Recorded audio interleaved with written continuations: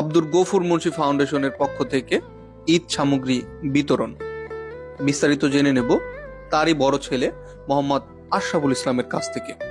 চলুন শুনে আসি তাদের রমজান মাসের কার্যক্রম সম্পর্কে বিস্তারিত।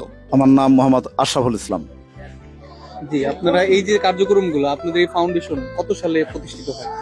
আমরা আমার আব্বার নামে ফাউন্ডেশন, মরহুম আব্দুল গফুর মুন্সি ফাউন্ডেশন, এটা আমরা প্রতিষ্ঠা 2022 সাল থেকে। কিন্তু এর আগে থেকে আমরা বিভিন্ন সামাজিক কার্যক্রম আমরা পরিচালনা করে আসতেছি।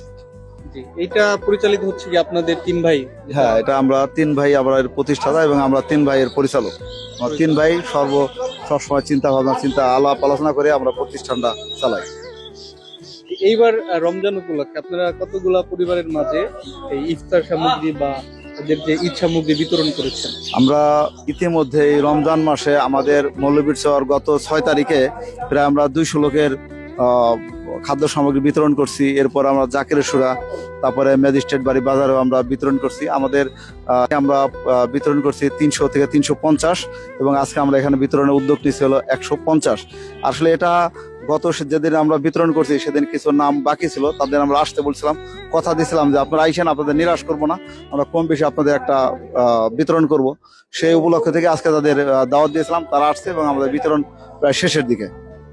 জি, আপনাদেরকে অসংখ্য ধন্যবাদ। আমরা আশা করব আপনাদের যে এই কাজগুলা, মানবিক কাজগুলা যুগ যুগ ধরে চলমান থাকবে। আমাদের জন্য দোয়া রাখবেন, আমরা যেন ভবিষ্যতে এই আমাদের অত্র এলাকার মধ্যে এর বাইরে আমরা আস্তে আস্তে যেন এই কার্যক্রম, মানে মানবিক কার্যক্রমগুলি আমরা অব্যাহত রাখতে পারি এবং সামনে দিকে এগিয়ে যাইতে পারি। আমাদের জন্য দোয়া করবেন এবং আমাদের তিন ভাইয়ের জন্য দোয়া করবেন, আমাদের ব্যবসা প্রতিষ্ঠানের জন্য দোয়া করবেন।